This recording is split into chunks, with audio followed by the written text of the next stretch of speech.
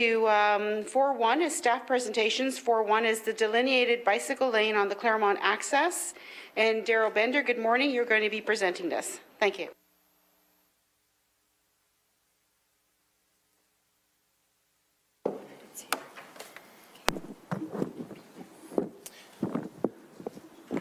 Good morning, councillors, acting Deputy Mayor.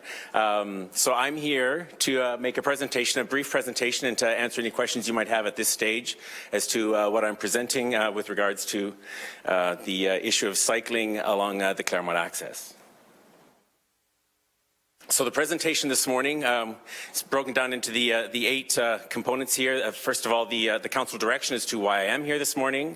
Then a reference to the current undertaking of the update of the cycling master plan and embedded in the transportation master plan. An overview of Escarpment Crossings with regards to cycling access.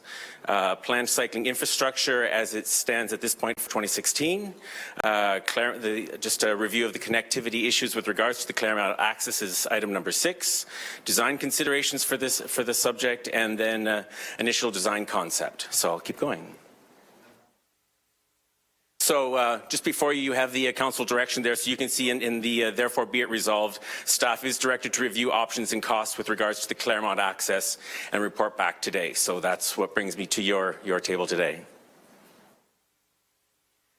So currently we are undertaking an update. The current cycling master plan for the city was completed in 2009, and so currently we're undertaking an update to the transportation master plan, which was completed a year or two before that, but it was decided to include an update to the cycling master plan as part of that same exercise. Normally a 10-year lifespan for a master plan is sort of the big picture, and it's nice to have a little bit of an interim update along the way. So that's our opportunity to provide that interim review of the cycling master plan at this point as part of the transportation master plan. And so with regards to Escarpment Crossings, the cycling master plan from 2009 specifically identified 23 locations for us to consider improvements to make the escarpment more passable for cyclists. In addition to those 23 locations, it's recognized that when we publish our existing bike routes map of the City of Hamilton, we indicate that there are 8 existing crossings, and that includes some multi-use trails and some roadways. So there are options that do currently exist for cyclists to go up and down the face of the escarpment. And so you can see that there's, with regards to the 8 that currently exist, one of those is the Wilson Street Hill, which was recently repaved as well. And so there are 3 mountain accesses of the 23 listed in the cycling master plan. 3 of them we've made some progress on in the past 7 years. The Jolly Cut now has a bike lane going upbound. In Waterdown, there's a local street called Main Street, and it connects to Snake Road into Burlington, and so that has now been improved with some cycling signage just to help cyclists navigate that as a convenient route to cross the escarpment in that north-south direction. And on the Sydenham Hill, just last year, we painted some sharrows, which are some guidance for both cyclists and motorists, so the motorists know where to expect the cyclists to be, and where the cyclists have some directions to where safely to position themselves going through that access. With regards to future projects, connecting from Greensville through to Dundas, Highway 8, we do have some elements of that project that's scheduled for 2018 to include a paved shoulder upbound, just to make it that much easier for the cyclists to navigate that one as well. So we continue to work through the cycling master plan when opportunities arise to improve these escarpment crossings. We wanted to flag as well the fact that the HSR service does exist, that of course the full fleet of the HSR does have bike racks, and so the cyclists can use that if they're uncomfortable or unable to cross the escarpment in other, on 2 wheels. They can put their bicycle on the HSR fleet and use that as a way to cross the escarpment. And then with regards to the Claremont Access, in the cycling master plan of 23 projects, there are 4,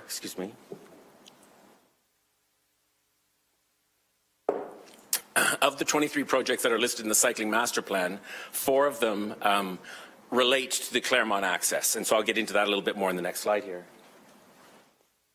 So first off, I wanted to just present you. So this is our planned project list for 2016. So you can see we have some planned bike lanes as retrofit projects. The top portion is more the retrofit projects. So Highland Road, we're going to the existing infrastructure out there and adding bike lanes. Same thing with Claremont Herkimer. With regards to Britannia Melvin, looking at the opportunity as well to add some bike lanes on the existing asphalt. You can see a few more there, Upper Wentworth, just for a few blocks between Fennel and Concession.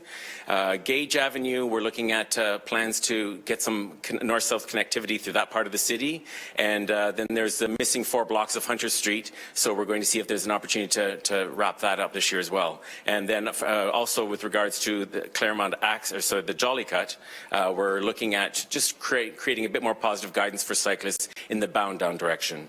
And then the second list here is the cycling infrastructure embedded in road reconstruction projects. So you can see a few there. So through engineering and construction services, a number of roads are getting significant works done on them.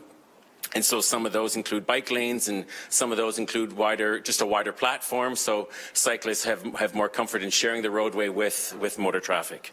So that's that list there. So with regards to the connectivity of the Claremont Access, you can see that there's a few red circles and some colored lines here. So what the yellow lines on this map show are that's existing cycling infrastructure that does currently exist. So you can see the Jolly Cut, with the hairpin turn, that we do have the upbound bike lane now on the Jolly Cut. So there's elements of that cycling connectivity that do exist.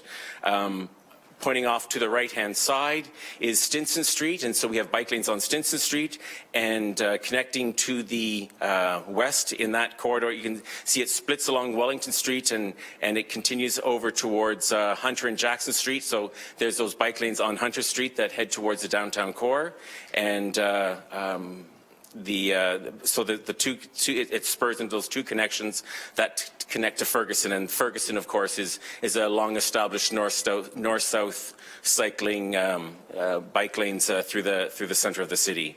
The green lines refer to Herkimer and Charlton, in that we are working, as already shown in the projects for 2016. We are aiming to get some bike lanes on Herkimer and Charlton. At this point, the project starts at James and goes westerly, so that section between James and Ferguson, that we're continuing to work out the details for that one, but the implementation stage is for those sections of Herkimer and Charlton west of James. So the black lines show what is proposed in the cycling master plan of planned connectivity going up and down the Claremont Access. And you can see that there's 2 parallel black lines along the Claremont Access, and the one closer to the bottom of the page is that in the downbound direction of the Claremont Access, and the parallel one to it, just slightly above it, is the northbound direction. And so the cycling master plan had recognized in 2009 that we could create a one-way facility on each side of the Claremont Access. But then after that, then we had the failure of the slope. So the failure of the slope is creating challenges in the sense of accomplishing anything in the downbound direction closest to the base of the escarpment. So that leaves us to look more seriously at the 3 lanes that go up the Claremont Access to see if there's any opportunity to fit cycling infrastructure in it. And then from it, in the upper right-hand corner, you can see the big red circle there that however we resolve the designs for the Claremont Access for cycling, we have to figure out where those cyclists would either launch themselves or land themselves as they get to the base of the escarpment. And the possibilities exist that it might be most sensible for us to loop them around and connect them into those yellow lines that already exist in that existing infrastructure at the base of the escarpment. And then at the bottom of the page, you can see another red circle there that just resolving what that connectivity would be at the top of the escarpment.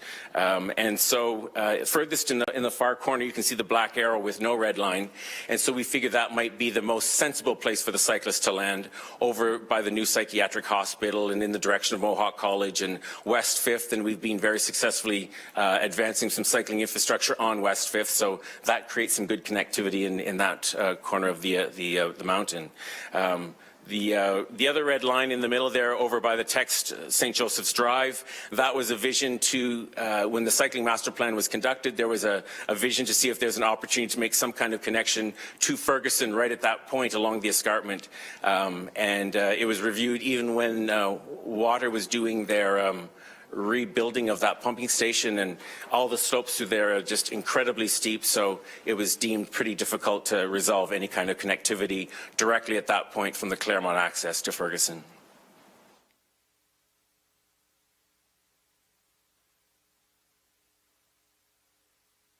So we have a list before you of design considerations.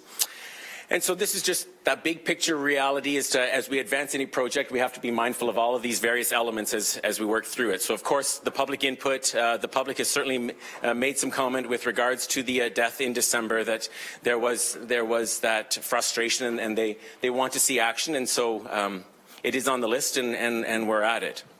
With regards to connectivity options, I've already given you a bit of an overview as to what those connectivity options are and our considerations that we have to resolve on that side of things. With regards to safety considerations, it's not simply a matter of just getting some cycling infrastructure there for the cyclists, but whatever we do there could possibly have other implications in the sense of pedestrian desire lines, that kind of thing as well. And will it be a shared use facility? So we just need to resolve a few more of those details, and of course the interactions with motor traffic as well. Collision data, of course, we'll be reviewing it in more detail as well, just to see what the trends are, and but we'll be embedding that into it, and it'll feed and help us make our decisions. With regards to current and future traffic capacity and routing, if there is a consideration to remove a lane for motor traffic to make room for the cycling facility, then we just need to be mindful of that as well and do the appropriate analysis. With regards to operation and maintenance, whatever we build, we have to be mindful of the fact that it can be maintained at a reasonable level and what the cost implications would be of such. With regards to design options, it'll all just fall into place as we distill all of these various inputs. And then as we continue working through it, there's the funding sources, just checking to see what those what opportunities might present themselves, project coordination with other projects, whether there are other road projects that might be underway that we could double up with, or other sections, maybe road operations might have something that's underway. And then finally, with regards to the last point there is just the priority as it already exists with the cycling infrastructure projects that I've already presented to you. So that's sort of a big picture as to all the various elements that we pull together as we figure out where the Claremont Access fits into our work plan. So we've given you just one initial design concept as to what it could be, as whether it be a multi-use facility or bike lanes or what have you. So the idea being perhaps the opportunity exists for us to remove one lane for motor traffic, and that would create some geography along the Claremont Access for bicycles to go up and down the Claremont Access, making that connection from the lower city on the east side to the mountain heading over towards the west side. So you can see how that would possibly fit into how the Claremont Access splits off into the flyover to the West 5th as well, just to give you that general idea. And so the concept of that gray triangle shaped thing would be like a concrete Jersey barrier or something to create that separation between the motor traffic and the active transportation, pedestrians, cyclists. And then finally, so this is the last slide. So with regards to next steps, there are those options for investigation in 2016, and we'll see about distilling and put it all together, and of course incorporate into that some public consultation, get some public feedback on the ideas and their ideas and hear them, and then our proposal is to report back on the fourth quarter of this year with regards to ideas for 2017 for that budget. So that concludes the presentation, so I'm available for any questions you might have. Thank you, Joe. Excellent presentation. I have a speakers list. I have Councillor Green, Mayor Eisenberger, and Councillor Farr. Councillor Green. Thank you very much, Madam Chair. I do have a notice of motion related to this presentation, and I'm wondering if at the appropriate time I can present that notice of motion. I don't know if you would wait until after all budget stuff is done, or if we could just tag it on here now while this presentation is before us. If it's to do with this presentation with the committee's indulgence, I think we should deal with it with the presentation. Did you want to put it on the floor now, or did you wish to? It's just a notice of motion. I'm not asking to waive the rules, but I could put it on the floor now just to put it on the record. Okay. Does that work? Yep. Okay, I will have copies distributed to members of staff as well as members of council, but the motion is a Vision Zero motion that City Council direct the General Manager, Transportation Services, in consultation with other city divisions as appropriate, to report to the Public Works Committee in coordination with the Transportation Master Plan with a comprehensive plan to improve road safety, included but not limited to a review of best practices from comparable jurisdictions, including Vision Zero, a review of existing city policies, strategies, and guidelines that touch on road safety, an enhanced analysis of citywide traffic collision data, specific recommendations to improve road safety, particularly for pedestrians and cyclists over the short, medium, and long terms, an implementation plan and funding strategy as appropriate, a regular reporting mechanism to track progress, continued consultation with the Hamilton Cycling Committee, the Hamilton Wentworth District School Board, the Hamilton Wentworth District Catholic School Board, the Hamilton Board of Health, the Hamilton Police Services, Cycle Hamilton, and our ACPD Advisory Committee, and the creation of a road safety task force to be led by Transportation Services in coordination with the Transportation Master Plan. That is my notice of motion as read, and I'm happy to have it distributed through staff prior to bringing it to council for discussion. Thank you. Thank you, Councillor. And I believe it would come to the next, well, you're directing it to go to Public Works, but it has to get ratified at the next GIC, budget GIC, correct, Stephanie? It would actually, I could put into, I have to have a report that is going to go from today's meeting to council tomorrow for the capital budget if it gets approved. What I could do is add this notice of motion so that it goes through council and then gets forwarded to GIC a little bit quicker, or to Public Works quicker if you like. Perfect. Otherwise. So we can put it on the council agenda tomorrow night. Thank you. Okay, Councillor? Oh, that's fantastic. Thank Thank you you. for your guidance. Thank you. Is that it, Councillor Green? Thank you, Mayor Eisenberger. Thank you very much, and thank you, Daryl, for the great presentation. I think we are left with I think a notion that much is being done to address cycling, which I think we can all support, and I think that's very positive. So thank you for kind of that ongoing work. I think it's important to keep moving in the accessible options direction, and I think that's moving along very nicely. So you did mention in the report, and I'm not sure I heard it in your presentation, that there were 4 projects that could be addressed with the potential Claremont project, and I didn't really hear it, and maybe I missed it, but could you clarify that a little better in terms of what other so based on this map, those are other projects that are already in play? Correct. Those black. Connect with. Yeah, the black lines in the on this map are a combination of some of those projects. So the Claremont Access the flyover to West 5th is a project on its own, and then the up and downbound of the Claremont Access are 2 separate projects on their own, and the 4th component of that is the connection that continues down the black line towards John Street. So the idea about a multi-use trail connecting from the brow near the James Mountain stairs to the foot of John Street, right behind the hospital. Right. So they're all up there. Right. So based on that, I mean, the only variation then is that as opposed to up, down, downbound, it would be all on one side. Exactly. The up, Correct. side Correct. Covering both areas. Okay. I get Exactly. It. Okay. Thanks. That's all I really needed to get clarified. I think I appreciate the good presentation. I think it's wise of us to kind of stay on top of where the cycling issues are going in the community. People are out there cycling, especially when the weather is nicer. Maybe not so much today, but they're out there for sure. I've even seen them today, and that's not a bad thing. I think that's I think an important thing. The one thing I would mention though, in the course of, and this is not your issue, but now that we have this infrastructure, it's also important for us to maintain it throughout the year. So. Making sure that it gets the appropriate snow removal like all the other roads do, I think is important. And that's not your issue, that's a Public Works issue, but I just want to make that point. But thank you for your presentation, and I support the direction we're on. And then, Daryl, can I assume then that we'll have a full recommendation for the 2017 capital budget process? Correct, yes. So complete understanding of what the cost would be, how it would interconnect, all of that would be ready and prepared and for approval if council should so approve. And that's what we'll be aiming for the fourth quarter of this year, 2016, to have all of that information together. Fantastic. Thank you, Darrell. Thank you. Thank you, Mr. Mayor. Councillor Farr. Thank you, Madam Deputy Mayor, and thank you, Darrell, for a good presentation.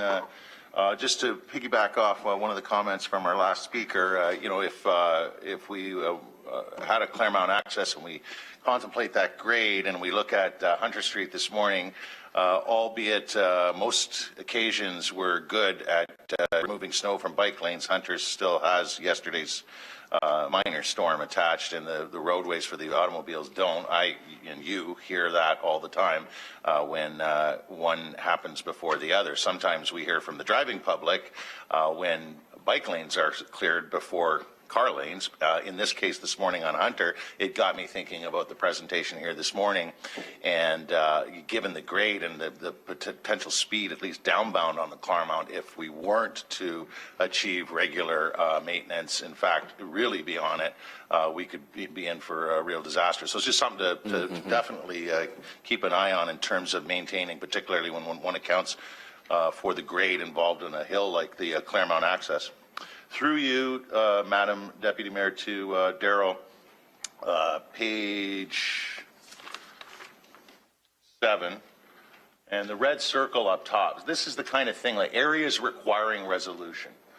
So are these areas, these red circles that you've identified, are they resolved in your final plan once you do the public input, once you do the connectivity options, once you look into and go about your usual strategy to provide for bike lanes?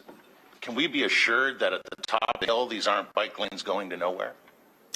That would be our goal, and so you flag it, and that we're very mindful of the same, and that we want this to have some that sense of connectivity, and so the city is actually currently underway in updating its recreational trails master plan as well, and so there's a line on that map that connects to that black arrow at the top of the brow over by the psychiatric hospital. So there is that connectivity at that end as well to connect to a multi-use trail system in the vision of things, and part of our studies, our review at this point of the game is to, determine the scope of what any construction would be as we roll out a first project related to the Claremont Access, and so to what extent it would continue in either way, but we definitely want to see that connectivity at both the top and bottom, and we've already had some of those initial conversations at the bottom end as well as.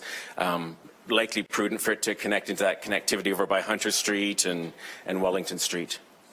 Okay, maybe I missed it in the presentation, but are you right now looking at just the one bike lane but a multi-track option, or because of we still failed to correct the slope problems on the south side? Yes. So is it just the north side we're trying to tackle here, and is it a multi-track lane that you're looking at up and down? That will be what we do over the course of the next 6 months or what have you, just to figure out what that would be. But I think that's some of the vision that, and that's why we provide as much concept as we had, that looks to be a direction that we're going, is to taking one of the lanes in the upbound direction, but we need to do some more analysis on that, and just to confirm that is something that we could come forward with as a recommendation. At this point, we aren't comfortable making any recommendation, though. You haven't even, okay. Through you to Darrell, your cycling committee, you sit generally with the cycling committee. Have they had an opportunity since this has been discussed publicly to chime in, and do they have a position? No, they haven't had an opportunity to review or dig into this one yet, and their next meeting is February the 3rd. If that's a Wednesday, it's the first Wednesday of February, and so it'll be on the, it is on the agenda for that meeting. Okay, and then the prevalent, is there's many in this community, mostly cyclists, but others who are into all those Wonderful, complete streets, safe streets, Vision Zero mandates, and we appreciate that input. I know I do as a councillor, and I know you do as our cycling guy, and many of our traffic folks as well. So the theme is sooner rather than later. You hit on it a few times in your presentation. Is it funding that is causing the delay, or is it all of the bullets? Let me put it this way, through you, Chair. Bullet number 8 on page 8, a review of potential funding sources. How far are you into that, and would the possibility of some of our inner city wards, particularly those who are close to or connect with each other and the Claremont is part of that connection, to contemplate some sort of bridge financing through our area rating capital reserve? Would that expedite the process if this council so chooses to get this achieved sooner rather than later, through you? Money isn't the only obstacle. We have a program of tasks that we are digging into, and so resources, regardless as to how much money you throw at something, you still have to have the city staff available to be able to review and manage and advance the project. So given that we're already into 2016, it's pretty difficult for us to ramp up and have something going this year.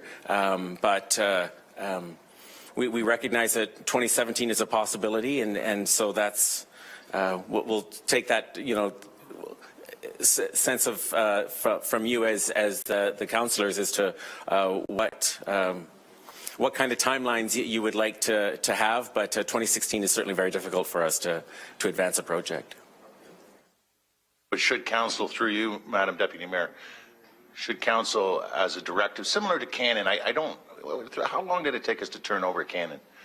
From this committee floor to cutting the ribbon on James and Cannon? There was a functional design on Cannon prepared by February, and so that took about 4 months, about 4 months to prepare. And so then with a functional design prepared by February, then we were able to proceed with implementation that same summer. So the turnaround on it was very quick. So understanding we have it within our capabilities as a council and as quite obviously a staff to turn something around within a year, and should this body conclude it might be prudent to listen to the growing numbers of people who see this as a priority project.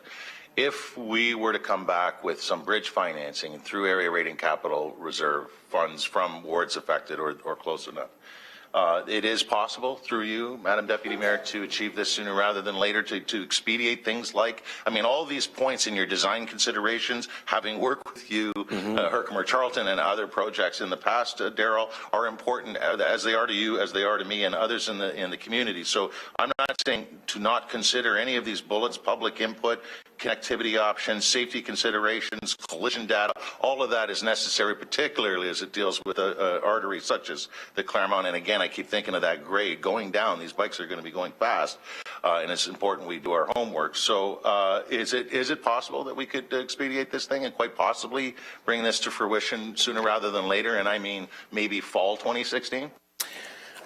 I think that if we were to advance this project on that tight of a timeline, something else from the 2016 project would have to fall off the table. I think there's enough on our work plan for this year already that it would be prudent to plan for a 2017 implementation at the earliest. Yeah, I'll listen to what others have to say, and I would also like to speak to, I've already spoken to a few of my colleagues with respect to, a lot of times it comes down to where we're going to get the dough, and this is a budget session. And if we can be creative and work together and think about funding initial funds through a bridge financing through area rating capital reserve, if it's feasible, and it gets this project moving sooner rather than later. Those are the kinds of discussions I want to have in short order. And I appreciate again the presentation and again the community coming together after a tragedy to recognize and come up with a very important artery as it relates to bike lanes for us. So I'll listen to what my colleagues have to say and maybe whisper to a few others about coming together with some bridge financing through capital reserve. Thank you, Councillor. I'm just going to ask Daryl, could you just clarify, is it a funding issue or is it a timing issue? Yeah, it's the staffing requirement to manage this project in addition to everything else that's already on the list. I just want to be sure that's out there in the public. That's what I heard. Thank you. I have Councillor Whitehead. Next, please. Thank you. Thank you, Mr. Chair. I actually have to step out momentarily, but I guess a couple key issues for me. First of all, I'm not a big proponent of supporting or I'm concerned about plugging in other projects to impact the timelines of the Claremont Access. You indicated that you've incorporated 4 into the project. I'm not suggesting those other 3 aren't important, but the intent of the motion was to prioritize the Claremont Access, period. So I need some comfort that those other 3 are not going to delay in any way getting the job done. Through you, Madam Mayor, the other 3 projects that we're referring to would be embedded into one. It would become one big project, and so the one big project would thread these different things together to make one. So it's basically almost like an improvement, a refinement of the cycling master plan. Is that we can roll them into one cleaner, tidy connection crossing the escarpment at this location, and so the other projects wouldn't necessarily fall off and disappear. They would evolve into a more finessed, refined project.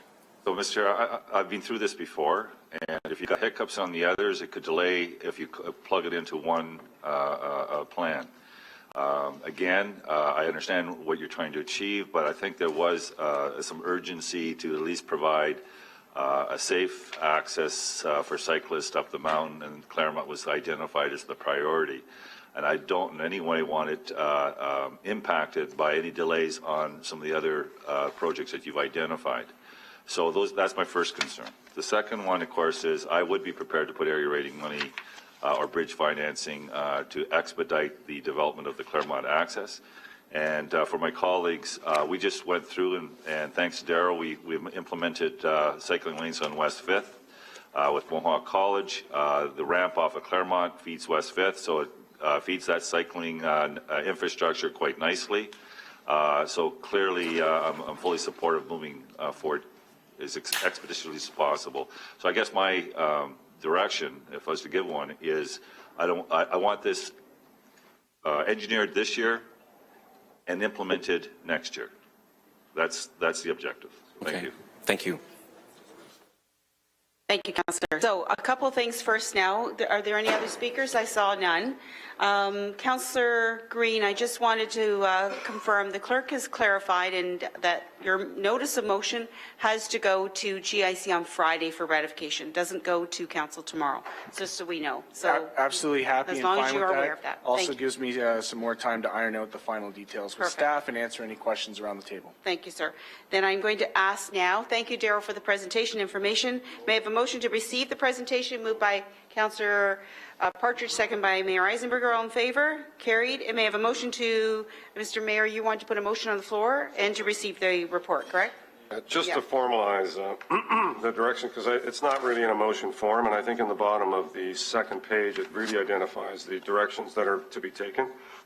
So I just want to put that into a formal motion that the staff investigate options for 2016 and report back on the fourth quarter of 2016 with recommendations and costing for approval as part of the 2017 capital budget, and that they go out and do public consultation to review all of the design parameters listed above. So if I can put that into a formal motion, I think that would be helpful so that it's clear. I'm sure Councillor Partridge would second that. Yeah. Thank you. And then receive the report attached to that, Mr. Mayor, or we can do that after? We can do that after. Okay. Stephanie, you have that? Sorry. Through you, Madam Deputy Mayor. So the resolution that's on that page is already approved by council. It's the December 9th council That's what I approved was motion. thinking. Yes. Yes, but it doesn't spell out the actually specific direction. So if you turn to the next page, it says next steps. I'm just putting next steps into a formal motion. Right. At the bottom of page 2 of 2 of the report. My apologies, That's I see okay. now. I was in the presentation, my apologies. Okay, Stephanie? Thank you. So we'll do that as the motion. So the moved by Mayor Eisenberg, second by Councillor Partridge. The motion, all in favor? Carried. Carried. Thank you. And then may I have a motion to receive the report, moved by Councillor Ferguson, second by Councillor Brenda Johnson. All in favor? Carried. And going on now, I have, there's been a request from Mr. Zagarek if we could move up item 5.1, which is the 2016 tax-supported capital budget. This is referred to as item 4.3 in the minutes, so I'm going to, with committee's indulgence, we'll do that. And Mr. Zagarek, come on down.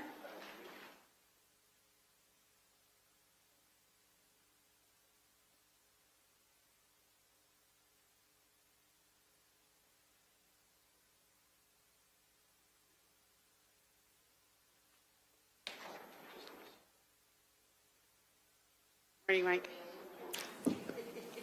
Sorry, through you, Madam Deputy Mayor. I'm just fighting a cold, so hopefully I'll be able to retain my voice through the morning. Yeah, I noticed Councillor Connolly was coughing earlier, so I'm hoping that I don't contribute to his cold. He already has. So, through you, Madam Deputy Mayor, this is our last scheduled tax-supported capital budget General Issues Committee. I believe finance staff will be working with clerks, if approved today by committee, to get the tax-supported capital budget to council tomorrow evening. Just a few reminders in terms of the decisions and actions made by by committee in November and December 2015 as it relates to the 2016 tax-supported capital budget. Committee provided staff direction as to a series of priority areas that committee was looking for higher than forecast investments in 2016, and those areas included roads and housing. So what you see before you in terms of the 2016 tax-supported capital budget is an increase in roads funding of about $6.5 million. That brings the roads gross capital budget to approximately $91 million, and the non-growth related portion of that $91 million represents about $69 million. As it relates to housing, that was the second priority area. Committee directed the 2016 tax-supported capital budget represents an increase in housing investments of approximately $2.8 million. So again, those were the two priority areas that committee provided staff direction to focus on and include in the 2016 budget. Beyond those two areas, I should note that there is an additional $1.1 million for lodging as well. So just a bit of a recap in terms of the actions taken by committee and the responses provided by staff to committee. So in terms of today, staff hope to just provide council with an update in terms of amendments, and we have two further amendments to recommend to committee today. As well, we have before you a summary of the 2016 capital budget, just for your information, and finally a summary of the discretionary funding. I should point out that staff are available today if there are any questions with respect to the specific projects. Again, you have been provided through the budget documents detail sheets for each one of the projects, but again, if you have any questions with respect to requiring additional information, staff are available today. In terms of the amendments that were made at the General Issue Committees in December 4th and 9th, there were two amendments. Staff were directed to identify some funding sources for approximately $415,000 to support the 2016 investment for the Hamilton Community Bedbug Strategy, recognizing it's a 3-year strategy. And finally, an additional $500,000 as it relates to the installation of insulation for the POA offices. So again, the funding sources were provided to committee back in December, and as a result of these two identified funding sources, these two projects will not have an effect on the 2016 net capital levy. Staff are asking committee to consider the following projects. We have two additional projects. Again, I should point out that the funding sources which are identified, on the right here will not have an impact on the on the right here will not have an impact on the 2016 capital levy. The two projects, the first of the two projects is Bridge 275, York Boulevard. Staff have identified the need for an additional $900,000 in the projected budget as a result of going through the tendering process, and staff are identifying the federal gas tax reserve as a funding source for that $900,000. So again, not affecting the 2016 net capital levy, and an additional $50,000 as it relates to investments in accessible improvements to washrooms on Beach Trail, and staff have identified an appropriate WIP, and again, not impacting the 2016 capital levy. So again, these two projects are before committee today for your consideration in terms of the financing strategy, and we would look for approval of the financing strategy for these two projects from committee today. So in terms of just a summary of where we are today versus where we started, you can see that in terms of the budget documents that were provided to committee in late 2015, we were forecasting a capital budget of approximately, tax support capital budget approximately $217 million. There were a series of amendments made through the budget process, including the two projects that I've just referred to, that would bring our 2016 tax supported capital budget to approximately $218.6 million. And again, that is before committee today for consideration. In terms of, I just want to briefly identify a few areas in terms of the financing strategy, some changes that were made through the budget process. You'll recall leading into the budget process, there are a number of presentations as it relates to Hamilton Utility Corporation's dividends, and so we've reflected an increase in dividend as part of our financing strategy of approximately $1 million as well.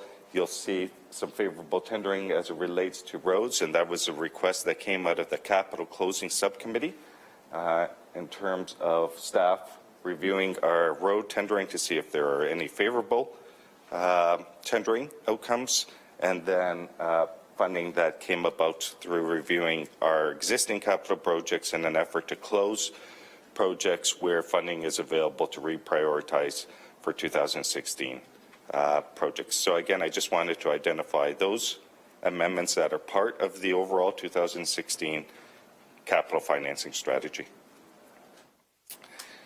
Again, this table and in your yellow page handout, what we've done is photocopied this onto a full page to make it easier for you. Again, we're just highlighting for your information the various capital funding allocations for the various programs. And again, while you see roads here in terms of the net discretionary at approximately $55 million, as I mentioned earlier, our total gross roads is approximately $90 million, and approximately $69 million of that is non-growth related. But again, what you have before you in terms of this table is a breakdown of the various discretionary allocations and the other capital initiatives. And then in terms of next steps, again, if committee has any questions, staff are available today to answer those questions. And again, if approved today, we would work with clerks to try to have this report before council for approval tomorrow. So through you, Madam Deputy Mayor, if there are any questions, staff would be happy to try to answer those questions. Thank you. Thank you very much, Mike. Excellently put forward. Great presentation. I think it's getting easier to understand it as well. So I have a speakers list. I've got Councillor Farr, Councillor Brenda Johnson, Councillor Judy Partridge. Councillor Farr. And then Mayor Eisenberger. Sorry. Thanks. Thanks, Madam Deputy Mayor, and thank you, Mike. Looks like you're feeling a little bit better. Appreciate that. I heard you say you need approval for slide 4, and all I chimed in for was to offer that motion at the appropriate time. That's it, Councillor Farr? Thank you, sir. Councillor Brenda Johnson. Yep, thank you. And can you do me a favor, please? Go back to your slide 6, please. I don't have my notes with me, but the Herpy dividend is only $250,000. Yeah, through you, Madam Deputy Mayor. So HERPE stands for Hamilton Renewable Sorry, yeah. Power. And as it relates to our financing strategy, we recognize about $250,000 in HERPE dividends.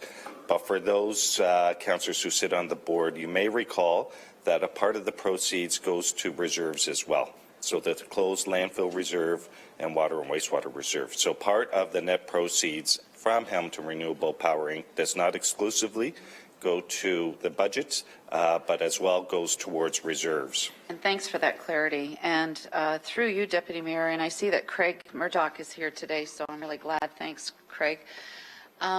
Craig, when we were doing the WIPS programs and we were looking at the capital projects, and the Emerald Ash Borer had a significant amount of money still left over in it, and yet I see that we're asking for another $2.6 million. So not maybe now, but maybe later. Can you give me an update on that, please? Because I think at WIPS I asked for that very thing, and we're in between meetings right now, so I haven't gotten that information.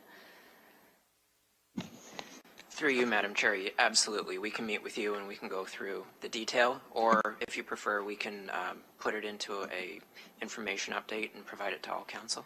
Well, and you know what? I think the information update would be beneficial, and I shouldn't speak on behalf of all of us, but I think it's a significant amount of money. It's got a great impact to this city, so I really would like an information update. I think that would be probably beneficial.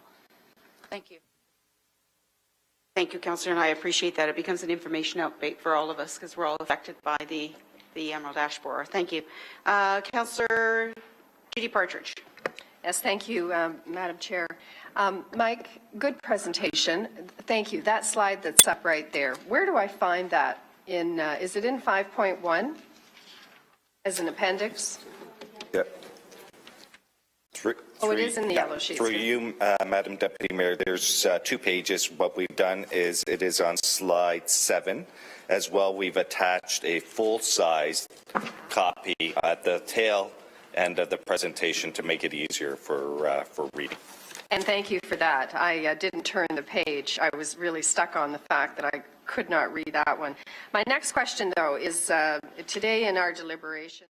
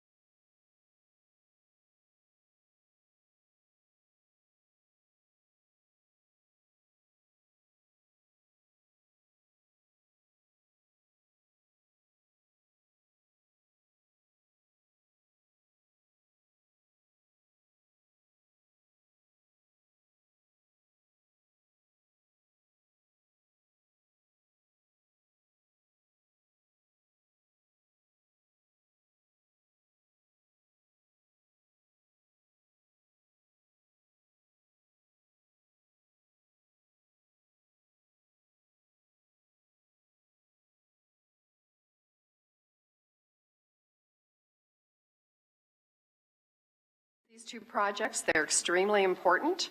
So I don't, want any grass to grow underneath the deliberations for where the funding's coming from.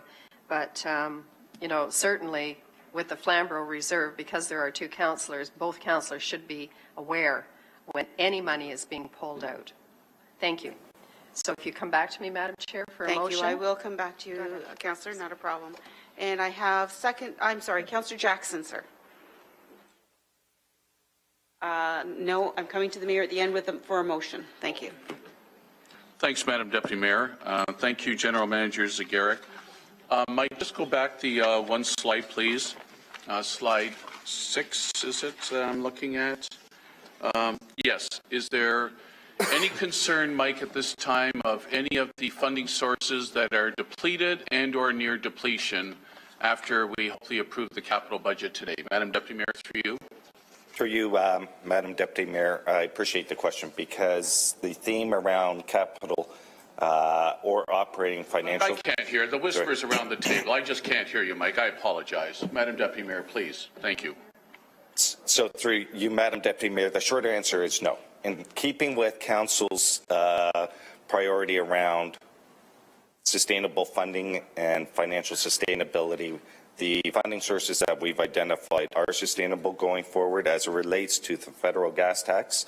There is a commitment, and so the funding strategy aligns to that commitment. As it relates to the dividends, we're hoping that in the future years, as a result of the merger, to be able to report higher hydro dividends to help mitigate some of our pressures either on capital or operating. So again, in terms of the sustainability of these funding sources, they are sustainable. There are these two bottom funding sources. This was as a result of committee direction, the subcommittee capital closing. We looked at our tendering. We had some favorable tendering, and in terms of closing out previously approved capital projects, we've identified $2.5 million. So those are the only two funding strategies that may be considered one time. Okay, Mike, thank you for that explanation and answers. On slide 3, Mike, just want to, I support both these initiatives. Red light camera reserve, I guess I would humbly offer that's a bit of a stretch, but I support the fact of the, I think it was the much lesser cost option for the installation of the POA offices versus I think it was the $6 to $8 million initial report recommendation. But the red light camera reserve, okay, fine, but that hasn't depleted that reserve to my knowledge. There's still a healthy balance. Madam Deputy Mayor, through you to Mike.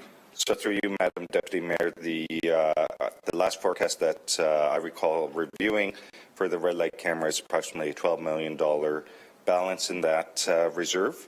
But I should point out in terms of the POA infractions, approximately 15% of their activity is related to red light infractions. So there is an alignment between the work of the POA office and red light infractions. So just in terms of the reasonableness of the funding source, again, staff have recommended it because POA supports those infractions. Nice alignment there, General Manager Zagaric. Very nice alignment there. Your last slide 7, Mike, Madam Deputy Mayor. Let's go to, okay, that's the one. West Harbour development, the increase there of about 1.8 million. Mike, we've now got a West Harbour subcommittee of council. I'm strongly supportive of this initiative. It's been a multi-year plan to further develop West Harbour lands. Madam Deputy Mayor, I worry that as this area is growing, that I just don't want a bureaucracy that is somewhat tripping over itself. So, Madam Deputy Mayor, through you to Mike, I take it none of these monies will be spent until we have at least one meeting of some of my colleagues who sit on that West Harbour Development Subcommittee. Madam Deputy Mayor, if Mike can offer that, or maybe some other member of SMT wishes to offer a comment, please. Deputy Mayor, I agree. I think we don't want to go too far with anything until the subcommittee is met, so I can give you my assurance that we won't get ahead of you. Thank you, City Manager. Mike, there used to be some monies in the economic development initiatives. Now it's showing nil, as well as council strategic capital. Did some of those monies find their way into the priority parkland acquisition? Madam Deputy Mayor, through you. So through you, Madam Deputy Mayor, the councillor is quite familiar, obviously, with previous and our forecast going forward in terms of those priority areas. In the past, there has been allocations of approximately $2 million for council strategic initiatives, as well as for economic development initiatives. that funding, those funding allocations have been absorbed in the 2016 budget, and parkland acquisition is one of those areas.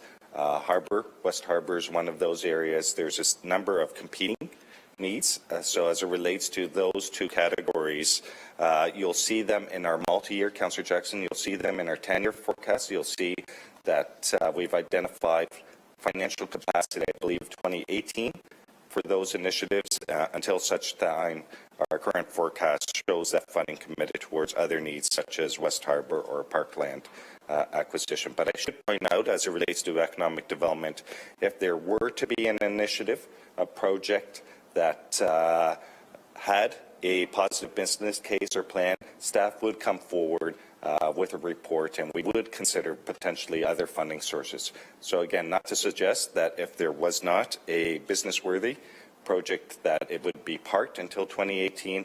Again, we would consider, again, those types of initiatives in year through a staff report, and we would consider alternative funding strategies other than the capital budget.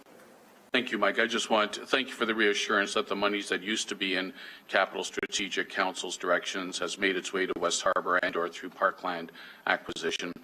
Lastly, Mike, I know the mayor's office is building itself for good connections with the two senior levels of government currently, majority governments that are in power. Have you had any preliminary discussions with any bureaucrats at the federal level in light of the Trudeau government's continued public mandate and promotion of its infrastructure program? I know I'm looking to see some political comment possibly, if there is, for today's meeting, Madam Deputy Mayor, when we will as a body get together to outline priorities and a list that hopefully we can come together on to submit to the federal government. But I'm just wondering, in a very preliminary way, where it usually starts at the bureaucratic level, Madam Deputy Mayor, through to Mike, any conversations that have occurred between you and or your connections in Ottawa, Madam Deputy Mayor, through your network? I think City Manager, Mike, did you wish to answer? City Manager Chris Murray, I'm not sure. Whoever.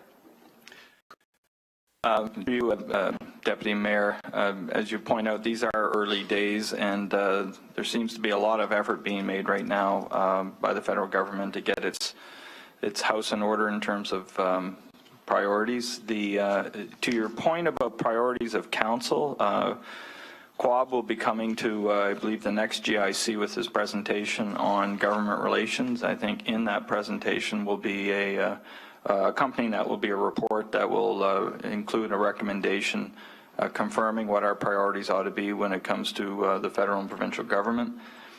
Certainly we had listed a number of priorities when we were at Queen's Park during Queen's Park Day, so I don't expect it will change dramatically from that, but having it confirmed or reconfirmed I think is important.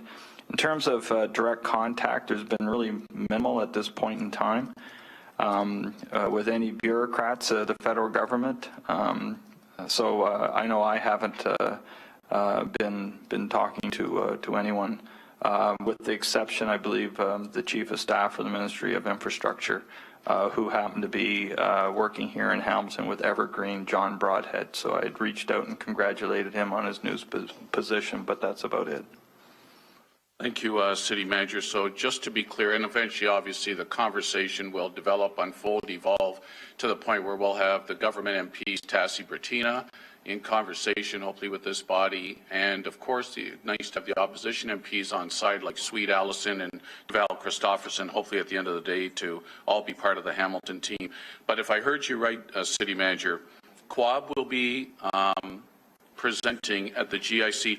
He'll be what? He'll be coming in just to kind of outline what may be before us in terms of processes to get to where we want to get to, because I hope that this body will have the first kick at outlining and throwing on the table all of our priorities, sifting through them and saying, here's our top 5 or 10 that hopefully will be realistic in terms of getting funding, much needed appropriate funding for our city. So Quab is going to kickstart the conversation, if you will, and open the door. But I'm hoping that this body will eventually throw our thoughts on the table. Madam Deputy Mayor, just to Chris to clarify. To you, Deputy Mayor, of course, the decision of priorities rests with this body. What Quab will be doing is summarizing, in the case of the provincial government, information such as mandate letters, speech from the throne that we've heard from the federal government, so that we're clear on what their program and policy directions are. And I think what you'll see is that a lot of the emphasis that they're placing is really on the things that matter to us or we have talked about previously. So, you know, at the end of the day, you know, Quab's task will be to update you on where we are with government relations, where the priorities, as I point out, of the federal and provincial government appear to be, how our planning documents that you've approved, whether it be housing, infrastructure, or so on, how they align to that. But at the end of the day, it's up to you to decide what it is that you wish this bureaucracy and this government to put forward to the feds and the provincial government. Thank you very much, Chris. I like that step-by-step plan that Madam Deputy Mayor, that Quab will bring as much information as he can from both senior levels of government that at least will help us to eventually make our intelligent decisions. Thanks for allowing me that today, Madam Deputy Mayor. Thank you, Councillor Jessen. Mayor Eisenberger, you wish to elaborate on that particular point.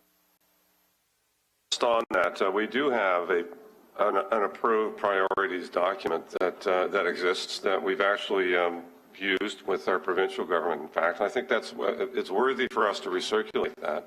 And there is some public consultation going on Thursday with some federal representatives coming into town. They're by invitation. They're doing kind of a selective groups coming in and having discussion, and I'm included in that. So I'm going to be guided by the previous priorities document.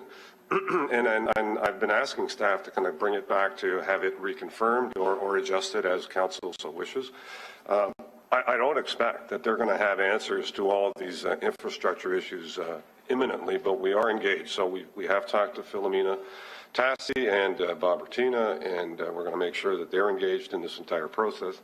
And ultimately, council will have to make I want to be sure that we're all singing from the same song sheet, and I think that's your point. Certainly the current priorities document, I think, is pretty clear. It's probably pretty much where we'll probably end up, because I think it was pretty recent. But I think if staff could circulate that now, just to understand what I'll be talking about this coming Thursday, because I'll be referring to that document and giving that to them, and then we can update as we move along, just so you know. Madam Deputy Mayor, would you allow me some latitudes that I had the last? No, that you're right. I do have the speakers list, so I can add you to the speakers list, Councillor, for a second time. Did you wish that? Okay, thank you. So I'm going to turn to now, hang on a second. First time speakers, I have Councillor Whitehead. Mr. Chair, first of all, we know that there's going to be federal funding. We just don't know what form it's going to take and what the focus is going to be and what they identify as the priorities for the spending. I guess my biggest concern is that hopefully we get voice heard, because I'm tired of putting priority projects forward, a 25, 26 list, and number 20, 21, and 23 are the ones that are selected because it's for political reasons and it's not part of our real priorities in respect to the priority list.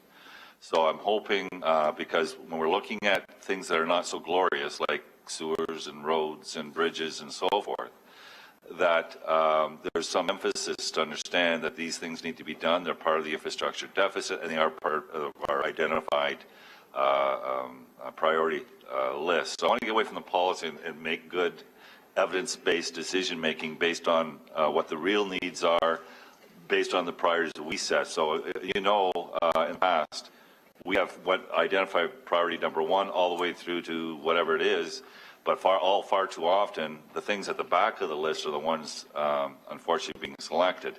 So I want to be a little more strategic in how we provide those priority lists so that there isn't any saw-offs, and we clearly identify the most significant priorities this council has identified, and I want to make that clear. Secondly, I'm trying to understand, because I had a debate the other day in respect to development charges, and that the city of Hamilton, unlike Oakville, for example, Oakville was the one that was cited, are probably in the dark ages in respect to the scope of what we can recover from development charges for growth-related projects. So I want absolute clarity because we are talking capital, and some of the capital offsets is development charge, especially for growth-related projects. The question I have is the scope in the City of Hamilton for the recovery of development charges more narrow? Have we done that sort of jurisdictional review? More narrow than many of the other jurisdictions we compete with. So through you, Madam Deputy Mayor, in terms of municipalities in Ontario, we're all governed under the same legislation, the Development Charge Act. As it relates to how the development charges are reflected in our 2016 capital budget, the rate budget, which was approved by Council in December, had a capital budget of approximately $192 million. Of that, approximately $79 million was related to proceeds from development charges. So more than a third of our rate-supported capital budget was funded from development charges. Those charges relate to growth-related projects. So coming back to the legislation allows municipalities to recoup a portion of the costs, and it varies across the various services. But in terms of water, wastewater, storm, I believe it's 90% from development charges. And that is what is reflected in our development charge background study, which becomes the feeder document into our budget process. So as it relates to rates and how we, the City of Hamilton, our practice has been, is we try to recoup as much of the growth-related costs through development charges, exclusive of the restrictions under the legislation. In terms of our tax-supported capital, you saw us in that area of $218 million, of which approximately $32 million is related to proceeds from development charges. How municipalities differ, including the City of Hamilton, is beyond the legislated exemptions. Municipalities are afforded the opportunity for discretionary exemptions. So in the case of Hamilton, one discretionary exemption may be the 50% for hospital expansions. Another discretionary exemption may be our downtown, the SEPA exemption. So municipality by municipality will apply their discretion according to their priorities and where they feel this one financial tool may help them in terms of meeting their objectives. So again, as it relates to the comment as to the different levels of collection, municipality by municipality, it is principally those discretionary exemptions that contribute to those differences.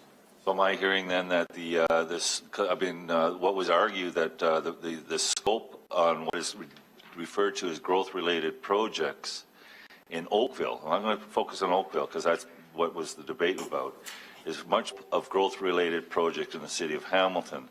So I guess the question is, is it an apple-to-apple comparison? So are they including things that are acceptable to the development industry in Oakville that we try to incorporate here and it's not acceptable to the development community in Hamilton? So through you, Madam Deputy Mayor, as it relates to the collection of development charges, just to be clear, we're all governed under the same legislation. So in terms of scope, we're all playing on an equal playing field as it relates to the potential. The differences really lie in those discretionary exemptions, and municipality by municipality will choose priorities and use development charges as a tool as an effort to either positively impact jobs, growth and prosperity or economic development by exempting development charges. It's just one of those tools. As it relates to some of the other charges in the GTA, there are other tools. I think it was the planning, the Section 37, that some municipalities have utilized in the past that, again, has not been afforded to us. It's not a tool that we have utilized here in the City of Hamilton. But coming back to development charges, we are all governed by the same legislation, and we're all restricted in terms of the collection of development charges according to that legislation. The short answer is the scope of what could be covered by the development charges in Hamilton is no different than the scope of what development charges are currently covering in Oakville. Through you, Madam Deputy Mayor, that's correct. Thank you. Thank you, Councillor. Councillor, I have Councillor Ferguson, Councillor Green, Councillor Collins, and then I'll go to second-time speakers. I appreciate the mayor's going to recirculate this priority list because I don't recall seeing it. And I'm very concerned that we're out promoting something that we may be missing. I know that council passed a resolution in 2015 for the investigative services building, agreeing to put in 1/3 of the cost, either money spent for land acquisition and cleanup, plus the police reserves of $5 million. With the expectation we get 1/3 from the province, 1/3 from the feds. And as board chair, I've been to see the province. I'm going back again. I got the meeting tomorrow with Philomena and Bob about this, and I want to make sure it's on that list. Now, I just asked Fred, is it on that list? He didn't think so. So we need to see this and get an understanding of it because council's already passed a resolution as it relates to that investigative services building. And I don't want this stuff to get dropped now. So we need to get that circulated to us as soon as you can, what the priorities are that the mayor's office. I think Mr. Murray can assist us here. Mr. Murray? Sure. Through you, Deputy Mayor. This was work that was done at the Government Relations Subcommittee. So it didn't get here. It did come here. It did come to council and was approved. So I've just talked to Quab to provide a little bit of the history and to forward the priorities that certainly were taken to Queen's Park. So through you, Madam Chairman, to Chris. And Chris, can you tell us then whether or not the council resolution to ask the feds in the province for 1/3 of the cost is incorporated as one of our priorities? Through you, Deputy Mayor, I don't know off the top of my head whether or not that specific approved decision is reflected in, so I just don't have them committed to memory. So Quab will be sending information forward that momentarily to every member here, explaining how we got to the priorities list, which the mayor is referring to, and he's correct, and what's on that list. So that's going to come here in a few minutes. Okay, the mayor just tells me it's not on the list. And I don't know how that would have got missed when it was a council resolution. How do we get it back on the list? Because, as I say, we're meeting with the two MPs tomorrow at police headquarters to encourage them. So we need to get that thing back on if it got missed. Through you to the mayor. Councillor, you're meeting with the representatives. I think the mayor's meeting on Thursday, correct? Thank you. Mr. Mayor, did you want to clarify this at all, or we wait for Quab to come back in? Is Quab coming in to present us with? Through you, Deputy Mayor, Quab is sending everyone an email right now. If we need him here, we can bring him in here as well. That's not difficult. But through you to the mayor then, Madam Chairman. So if the investigative services building is not on this priority list? Is that what I heard? It's not in this document, right? But it hasn't been given to anybody. It hasn't been shared with anybody as yet. So Okay. it's not. I mean, it's easy enough to add it in. And Okay, because there is, as I said, I'm repeating myself, but there is a council resolution. I hear you. Yep. And we got, because if we're out meeting with provincial ministers and the federal MPs, we got to make sure. So if you get that on, I'd appreciate it. Thank you. Hang on, guys, hang on. We have a format here. Thank you, Councillor. I have you on the list. To that item, though, Councillor Ferguson, you're done on that? I had a speaker's to the list. mayor and the city, do you need a resolution to put it on, or because it was a council direction before? What's the protocol? Well, point of order. Madam Chair, the point of order is that a priority list is a priority list. It may be a project that was identified by the city, but I don't recall it being in the top 10 Madam Chair, priorities. that is not a point of order. Well, it certainly is, because you're indicating it is. But Councillor, we're going to get the clarification here, so let's not be a push me, pull me here. Let's just sit back. We're getting clarification. If we need to get something on the list, I think that will be dealt with as efficiently and appropriate as possible. The floor, and I just asked the question, do we need a resolution to put that on, or are you going to put it on anyway? Madam Clerk, can you assist there? I mean, I think we need to have the information first, but go ahead. Madam Deputy Mayor, I have not received a copy of the email, so if one of the councillors has already, perhaps it can be sent Okay, it's not here yet. So once I see the resolution, if it is a priority list that was approved by council through the government relations, I'm also trying to find it here. We can amend it tomorrow, the GIC report that I went forward to tomorrow at council in time for Thursday's meeting. Okay with Add that, it to Ms. that list. Okay. I just need the information before me before I can. So on this item then, I'm going to go back, Mr. Mayor, and I know Councillor Jackson want to speak to that. Councillor Green, did you want to speak to this particular item? Okay, so in this item, I'm going to go through the speakers list then. Councillor Green. Thank you, Madam Chair. And I have to say that during our visit to the legislature, I was also surprised to get this document for the first time, listing priorities that I feel weren't suggested or discussed here around this table. I do understand it, and in fact, when I got back, Madam Chair, when I got back from the Ontario legislature, I had my staff ask for where the motion, where the resolution was at council that made this our priority list. We couldn't find it. So we do know, and I've circulated the document that was brought out from the Government Relations Committee, but I would suggest, Madam Chair, that the importance of a council priority list ought to be discussed at council in full swing and not in a subcommittee when we're trying to figure out how we're going to lobby upper levels of government for our priorities. This, Madam Chair, the situation we're in right now with the forensics building and everybody else with their individual priorities is exactly the challenges that Councillor Jackson just brought up in terms of not having the full discussion here at council. So as a new councillor, I got to say that when I went to Hamilton Day at the legislature, I'd never seen this list before. I don't feel like there's a motion, if you can point to it. I understand that there was a motion at the meeting to revise the strategy to include stakeholder engagement to allow for participation in policy development. That never happened. So, you know, I would suggest that moving into federal conversations, that we make sure we have a very clear, open conversation around this table for the public. Yesterday at Community Emergency Services, Madam Chair, we're talking about housing. And I'm talking about housing in a major way, but I've never been able to do that. I know it's on here, but we never had the conversation at council. And that's the challenge that I have, to have priorities coming out of a subcommittee when they should be led through a strategic plan or a strategic conversation at council.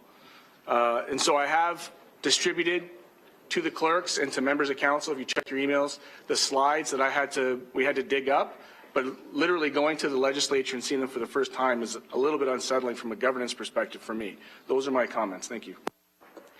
Thank you, Councillor. And I just make a note, I haven't received anything from Quab as yet. I did receive your email, Councillor. Thank you. So I'll go down speakers list. Councillor Collins, then I can have Councillor Marula, then I can have Mayor Eisenberger. These are all first-time speakers. Thanks, Madam Chairman. And there's clearly a desire to look at the list again. I mean, it is a very high-level list, and I think most of us would agree that what's on the list in terms of transit, infrastructure, housing, U.S. Steel lands, funding of emergency medical services, I mean, these are all issues that have been talked about at length at various points in time at different standing committees and subcommittees. There really is, though, no meat on the bone in terms of, you know, transit is a fairly big issue, and, you know, what would that mean in terms of our ask? Housing, again, there's 40-plus housing service providers in the city. We have the issue of the waiting list in terms of new units. We also have the issue of renovations and repairs. And so I think we need a little bit more detail than just bullet points on a page. And again, there's clearly a desire here, I think, from some of the discussion and speakers already, to relook at this list and maybe send a better, more precise and detailed document to not only the federal government, but to the province as well. And I want to ensure that when we send that document, we're all supportive of it in a very focused way. So I'm not going to, again, we seem to be all saying the same thing, so I don't want to go on about this, but clearly there has been some discussion at the subcommittee, and, you know, and we need to further elaborate maybe at a special GIC or during the budget process in order to be better prepared for whatever's coming from higher levels of government. Thank you, Councillor. Councillor, sorry, go ahead. At the appropriate time then, move that council reconvene. Again, I would leave it at the discretion of clerks and SMT and Mr. Murray to put this back on the agenda to have another kick at the can, so to speak. Thank you, Councillor. I'll come back to you at the appropriate time. I have Councillor Marula. Thank you, Madam Chair. And just to be clear, not too dissimilar to any other committee, we've brought forward an initiative, which was part of an appendix, so it was supported by GIC, then subsequently council, and the advocacy priorities were outlined as follows. Key areas of advocacy was transit, infrastructure, housing, U.S. steel lands. Other areas of advocacy included addressing the additional social services and housing responsibilities managed by the City of Hamilton, poverty, additional revenue tools for the municipalities, economic development opportunities, the city's 2 long-term care facilities, Macassa, Wentworth Lodge, and funding of emergency medical services. So that's a pretty thorough foundation to build from. And yes, we could elaborate on it to have more detailed projects that tie into these priorities. But clearly, a forensic building does not meet that objective from my perspective. It's nowhere near on a list of priorities. So that's what we're working with, and that's what I expect that we can elaborate from. But when this was determined, transit as an example, I don't even think the LRT was announced at that point. Yeah. So in essence, that in many ways can be checked off, and now we have to look at enhancing the other levels. I think our primary focus on that day was LRT. Infrastructure is going to be ongoing, and all the other ones are still very relevant, and we can expand upon them accordingly. So I think it's pretty clear. It's not too dissimilar to what any other subcommittee does. Frankly, in this particular case, this committee actually accountable to GIC and to council. So that report came not only to council, it came to GIC prior to council. So in essence, I look forward to elaborating upon these particular advocacy priorities and look at detailed projects that we can actually fit into these priorities. Thank you. Thank you, Councillor. I have Mayor Eisenberger. So I think we're getting a little ahead of ourselves here. So you know what, what's happening right now is just very high level preliminary discussions on what are your overall kind of major priorities, and I think you just kind of identify them. I think they're identified in the document as infrastructure, as transit, as social housing. I mean, those are the general parameters that we're all talking about from all levels, quite frankly. The next step, is then to look at very specific projects that council wants to look at in terms of prioritizing. So that's always been the intent. I think Mr. Murray outlined a process as to when we're going to do that. They're a long way from making any decisions about how they're going to roll out their, whether it's 20 or 40 or 60 billion dollars over the next 10 years. And so I think we're just a little bit ahead of ourselves. The intent always is that we come to council, because I don't want to be the guy that goes out and advocates something that council hasn't approved. So we're all on the same page. It's a matter of just getting to the next step. So our initial document is actually pretty general but also pretty clear, and it identified previous council categories of importance for this council. That's the document that I'm going to work with in terms of general parameters, and then we'll get to more specifics. And when they do make the call, that and I quite agree with Councillor Whitehead on this, that I will be making the point that they should be allowing municipalities to pick the prioritized projects, not the federal government or the provincial government. So I think they're inclined to do that, is my sense. So let's not get too far down the road of we're off the rails in any sense. We're not. We're all very consistent with where council priorities have been all the way through. We'll start to narrow down those priorities as we work through this process and come up with then specific projects and lists that the staff can kind of work through and bring to us in terms of how we more refine the ask in very specific numbers and dollars once we know what those numbers and dollars are. So great debate, important to have.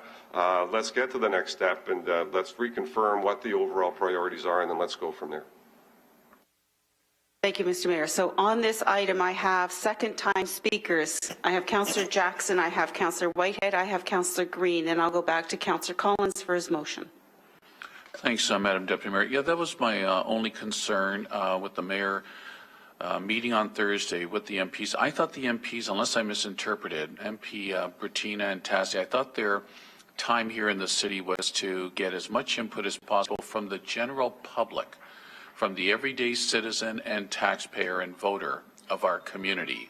I didn't think it was a formal setting to present a council position. Of course, the mayor as our leader can be our ambassador at any time he can to garner support from federal provincial authorities. But in terms of the Trudeau government just got in on October 19th, they just got sworn in a month ago.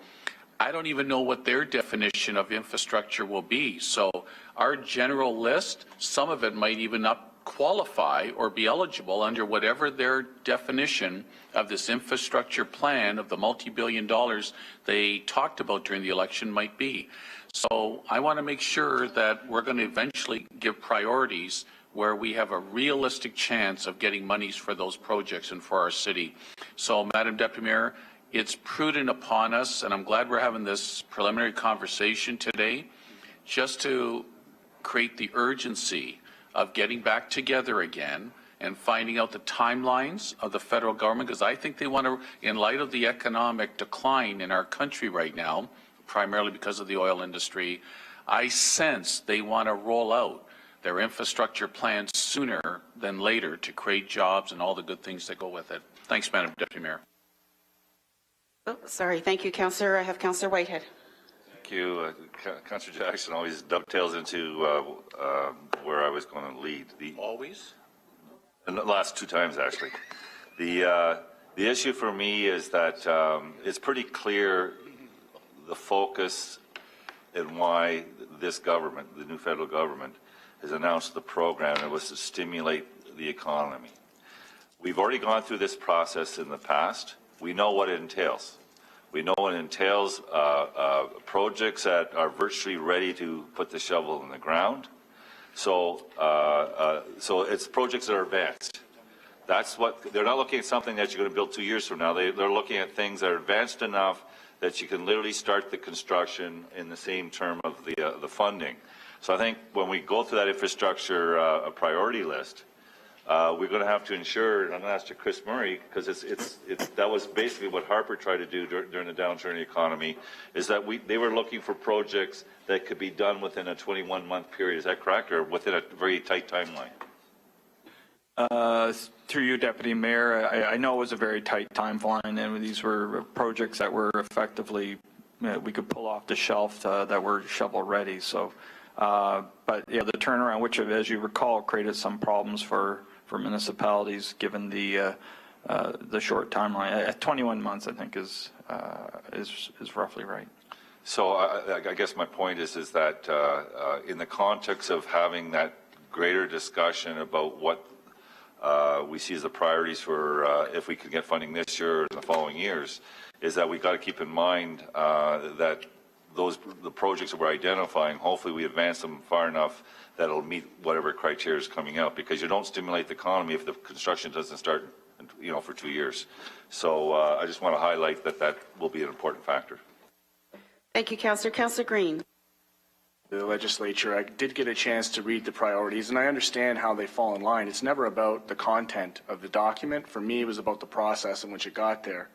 And the challenge that I have, Madam Deputy Mayor, is that to this day, I still can't find minutes in any of our GICs where this was presented.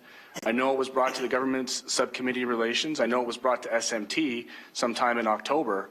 But my question is, at what meeting was this resolution passed at Council? Just so that, for my own edification, I now know to flag all correspondence and all reports if decisions are being made.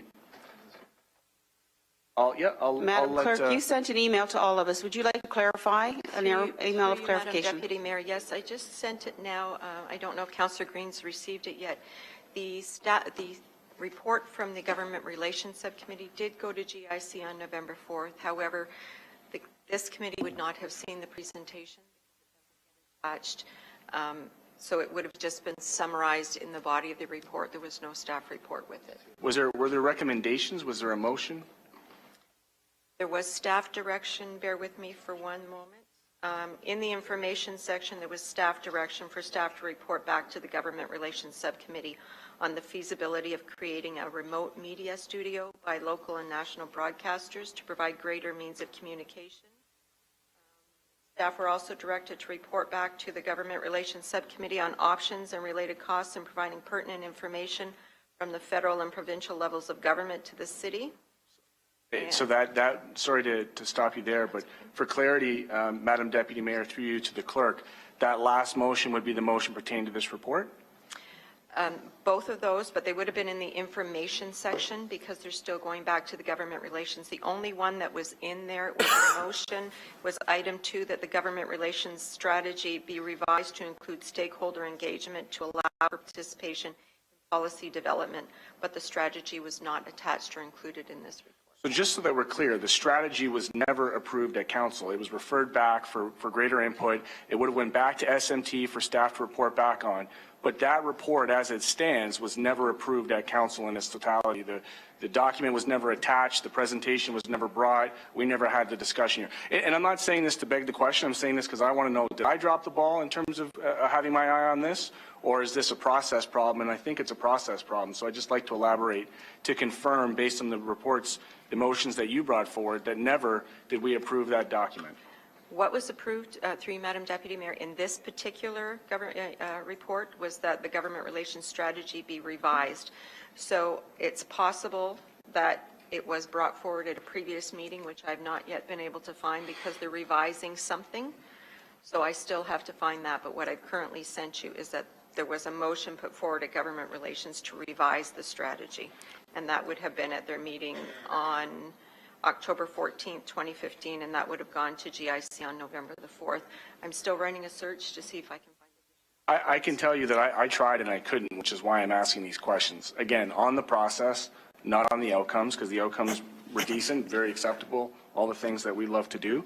But from a strategic, from a governance perspective, from a strategic plan perspective, I find that challenging. I have here SMT minutes from October 29th, where some of these things were to be determined, but again, nothing back after that we finalized. So I just want to be clear that the outcomes of the report, that's not what I'm discussing here. It's the process in which we are creating our priorities that I believe are different than other subcommittees that we need to bring back to this conversation and have a full open discussion with, so that we can have all the appropriate questions and conversations with the public to be able to do this thing right. Thank you. Thank you, Councillor. On that, I'm going to go back to Councillor Collins for your motion, because I think that will address all the comments on this particular issue. Yeah, simply, Madam Chairman, I would move that clerks be directed to schedule a meeting of council to initiate discussions to create, for the purposes of creating a priority list of detailed projects to be submitted to the provincial and federal governments in the event of an announced infrastructure program. And Councillor Ferguson is seconding that. All in favor? Sorry. So questions? Hang on. Sorry, Madam Clerk. For clarification, you'd like a special GIC meeting, so this can be discussed? Right. That's what I heard. So, right, Councillor Marula on the motion. And until that occurs, I would hope that no projects are being advocated by anyone to any levels of government until a final resolution of council. That includes the forensic building. Thank you, Councillor. Councillor Ferguson to the motion. To the motion. I already have council resolution directing me to do that. Got $5 million plus the $3 million we've already invested in land acquisition, and looking for 6.9 to the 2 levels of government. That's approved through council resolution, and clerks may want to in fact bring that back in. We can deal with this at that special GIC, Councillor. Absolutely, Thank but you. it's suggesting Thank that you. by No, the it's council not. that No, should not meet with other MPs about this project. No, he's suggesting that nothing go forward It's not until we considered a have this priority. meeting. Thank you, Councillor. You're Well, no, suggesting that nothing go forward until we have this He's meeting. taking a motion and implying that somehow fits into this, which it doesn't, as a priority. But you did raise the issue of that particular item, Councillor. Absolutely, that's what I'm saying. He should not be advocating that So- based on us believing it's a priority. It's not. The motion before us is that we have a special GIC. And at which time we'll determine if it's a priority or Correct. not. But until then, it shouldn't be advocated. Correct. That's whatever somebody does offline, but not here before us, we'll deal with it at the special GIC. I think we have to make it publicly known that we don't endorse it, and that if he does advocate it as a priority, it's a falsehood. It's simple as that. Thank you, Councillor. On the motion, moved by Councillor Collins, second by Councillor Ferguson. All in favor? Carried. Thank you, everyone. I'm going to go back now. I had Councillor Brenda Johnson as a second-time speaker way back when. No, it actually was just housekeeping, Deputy Mayor, on page 3 of 6 in Appendix D, under the Stony Creek capital projects for Stony Creek, it mentions the Ancaster Memorial Arts and Culture Center. Can we get Ancaster out of Stony Creek, please?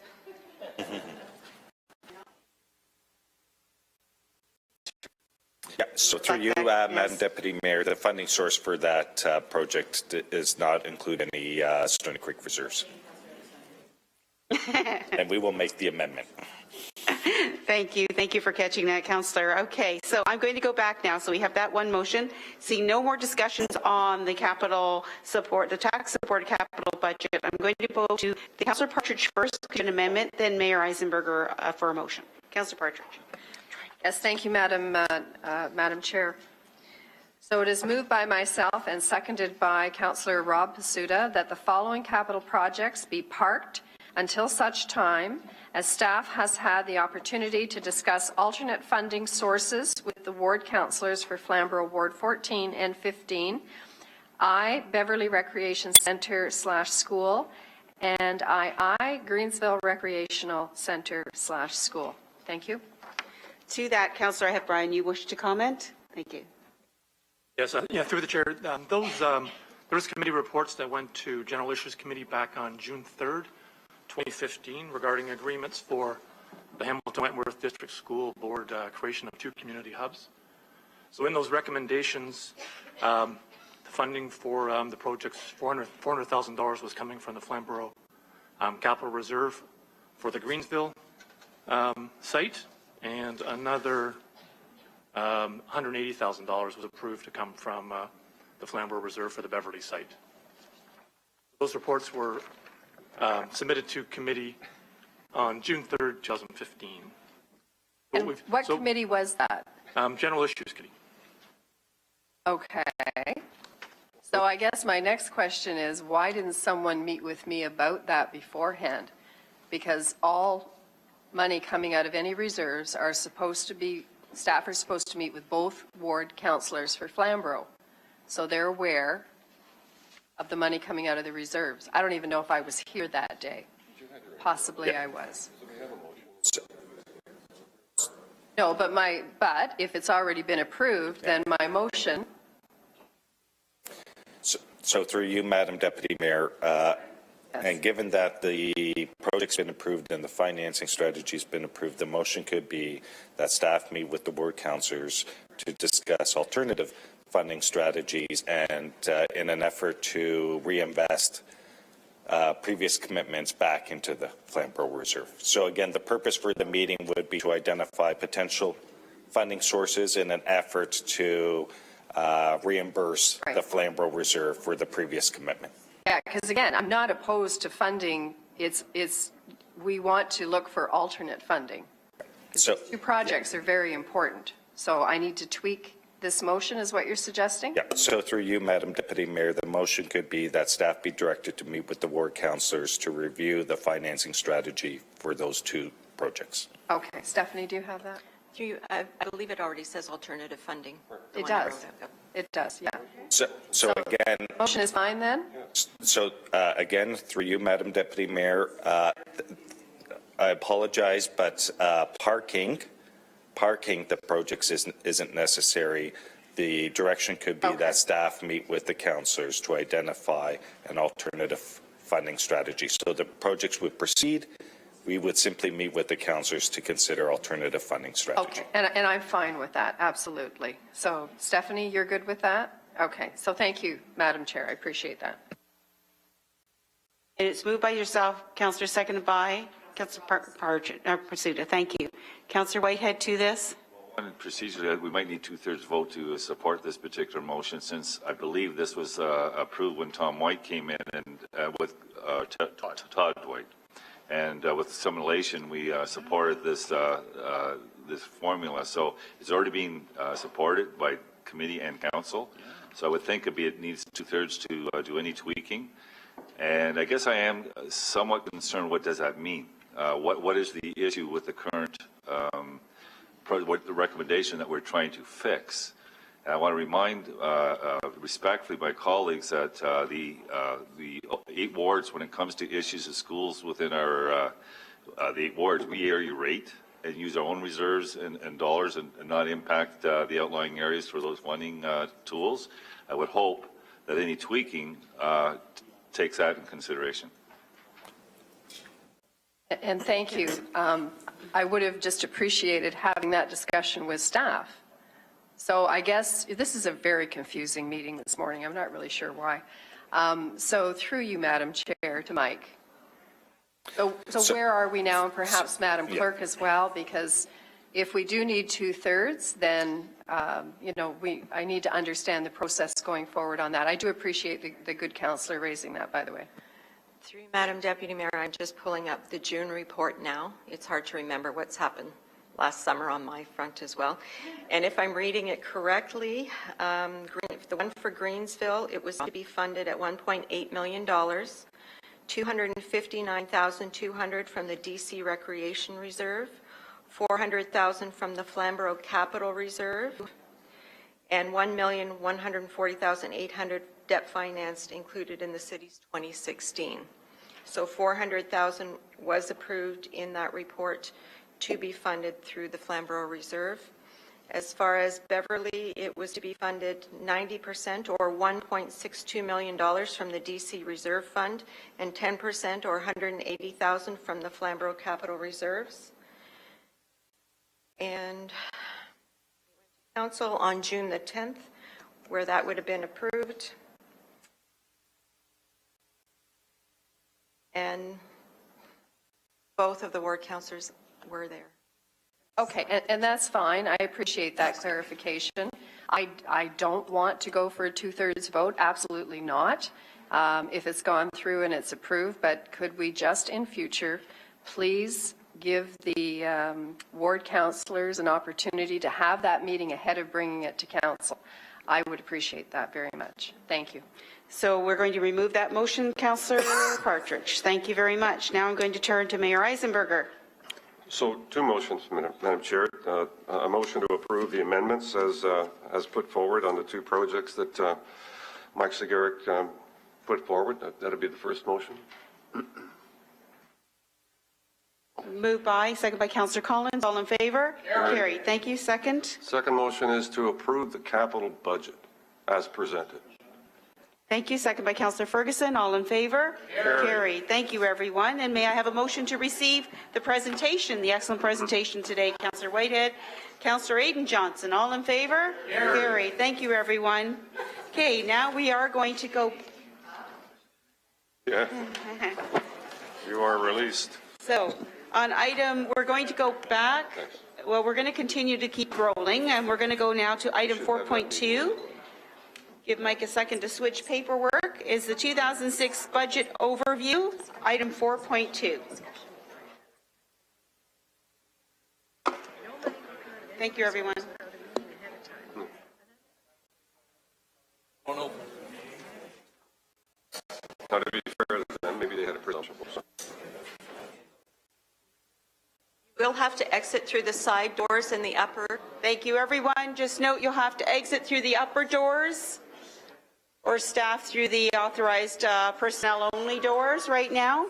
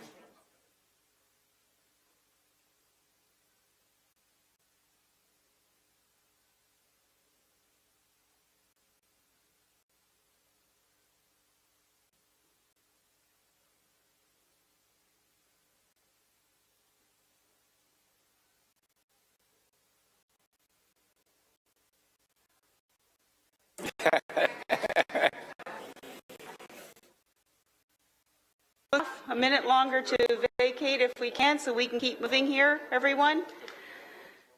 Thank you, thank you, thank you.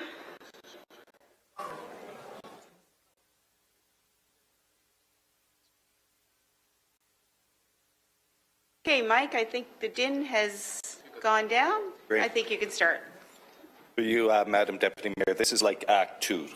So the backstage has changed, and we've gone from tax-supported capital to tax-supported operating. So this is actually our first check-in since December as it relates to our 2016 tax-supported operating budget. In December, as committed, we provided Council and to the public information as it relates to our preliminary 2016 tax-supported operating budgets, and again, that was presented to Council and the public in December. This represents our first, again, check-in in terms of our operating budget. Just a few highlights as it relates to our 2016 tax-supported operating budget. The budget continues to support investments made by Council in 2015 as it relates to paramedic services and transit. So these were those multi-year strategies. Again, the 10-year transit strategy, as well as the 3-year phase into the increase in paramedic services. The budget continues to progress towards financial sustainability by reducing the reliance on reserves and addressing revenue shortfalls and capital needs. I believe that was Councillor Jackson's question as it relates to the capital budget. Was the financing strategy sustainable? And what you'll see through the deliberations in the next few weeks is the measures that staff are recommending and putting forward committee for consideration as it relates to improving the financial sustainability of our 2016 budget. The budget also protects services while holding the total tax increase at a competitive level. Again, what is before you does not make any assumptions as it relates to reducing programs, services, or service levels. In fact, what will be before you in terms of referred items is the opportunity to increase service levels while maintaining competitive property taxes. The budget also holds the line on staff complement. In fact, what you'll see in the budget documents is a slight decline in staff complement in 2016 versus 2015. So we'll receive additional information through the departments, through their presentations, but I believe it's just over a 7 FTE reduction in 2016 versus 2015. And there's a number of factors, such as pilot projects coming to an end, as well as funding that was previously committed from third parties that is being exhausted or coming to an end. And so as committed to committee in previous years, when those circumstances arise, we come forward to committee to inform you of that change and provide committee the opportunity to either reinvest or to continue forward in terms of no longer supporting that initiative. The budget assumes our preliminary forecasts. We assumed a 1% assessment growth. The budget documents that you received assume a 1.3% assessment growth. That 1.3 would have represented the highest assessment growth, would have matched, I think, over the last number of years, our highest level of assessment growth. Last year was 1.3, 2015, and I believe it might have been 2011. 1.3. But I hope staff currently have the assessment rolls before them. They're continuing to analyze. What I hope to be able to present in the next number of weeks is an assessment growth number higher than 1.3%. So this is very favorable in keeping with the observations made in this community as it relates to growth, as well as aligns well in terms of the favorable outcomes we've seen in building permits and building permit values. So again, a very positive outcome as it relates to assessment growth. As well, the budget documents that were disseminated in December were based on most up-to-date information at that time, and we had assumed as it relates to Police Services Board a 5-year average.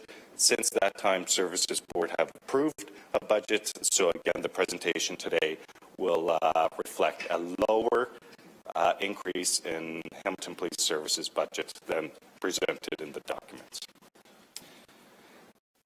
So again, those are some highlights as it relates to the 16 budget. Some of the challenges you're going to hear through staff over the next number of weeks, as well as through the budget document made reference to ministry-funded programs that are experiencing shortfalls or where the province is holding the line in terms of increases in funding. So I know that committee has heard of those challenges already, and again, those messages will be reinforced through the budget presentations through the departments.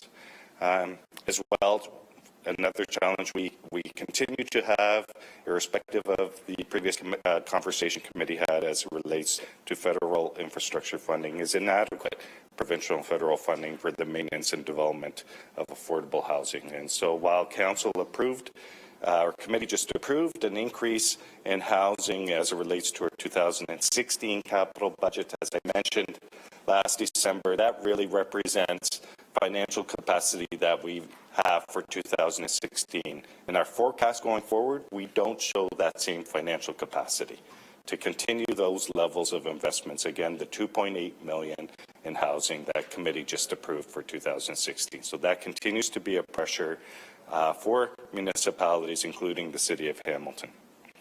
Reduced recreation revenues primarily due to decreasing participation rates, and again, primarily ICE, and again, this will be expanded by the department through their presentation.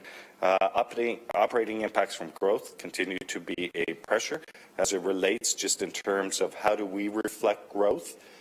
We apply that assessment growth to reduce the tax impact for all residential and residential property owners as well as business property owners.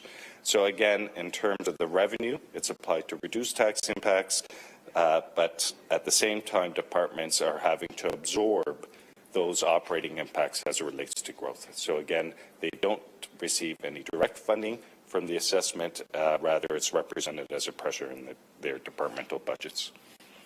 Commodity markets, the fluctuation in oil was raised. So again, in some areas that represents a pressure as it relates to, for instance, recycling. We're seeing just an overall change in terms of commodity market prices.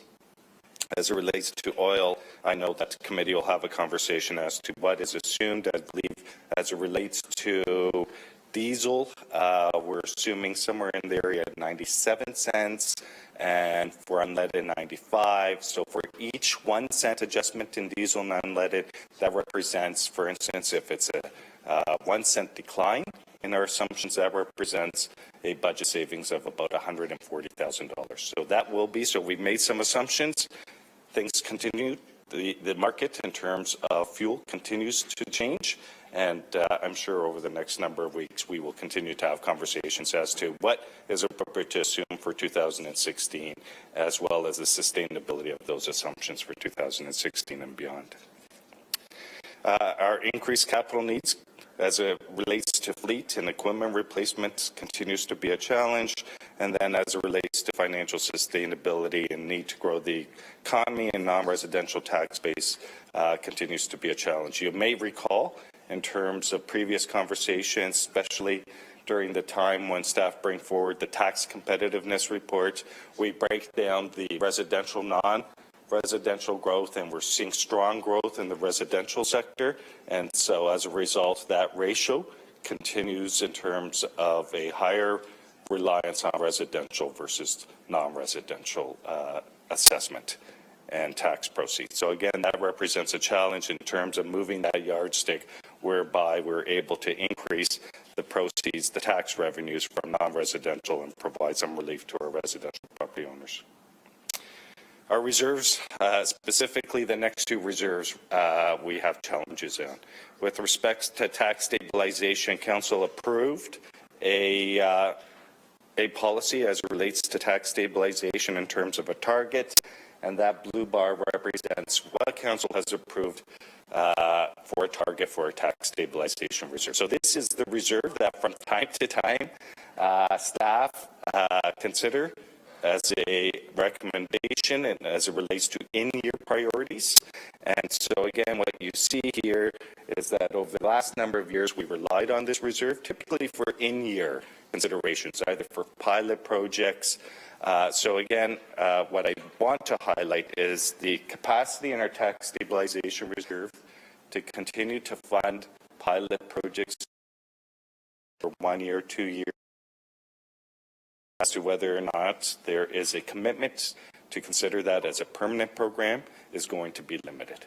And again, I will likely bring this forward as a conversation when we have our year-end closing report, because if there is a surplus in 2016, this may be one area that we direct of the surplus in 2016 to, in terms of reinvesting into our tax stabilization reserve. So again, this is the reserve that we rely on typically for operating impacts. Our unallocated capital reserve is the reserve that we typically rely on in terms of in-year capital priorities. And you're seeing the same trend, is that while the target is increasing with the increase in the capital program, our reserve balance is forecast to decrease. One of the programs or projects that is drawing funding from this reserve is for the seniors center in the Scott Park precinct. So that represented a significant draw on this reserve. Again, it's reflected in 15 to coincide with the timing for construction 15-16. Again, I just want to highlight in terms of our financial flexibility is the trend as it relates to our unallocated capital reserve and our unallocated capital reserve and tax stabilization reserve is going to limit us as it relates to in-year considerations. So again, I just wanted to highlight those two reserves and our forecast for them. Positive message today is that while we started the process with approximately $38 million in pressures, which represent a residential impact of about 3.8%, when the books were printed, disseminated, that was revised down to $28 million, representing a 2.3%.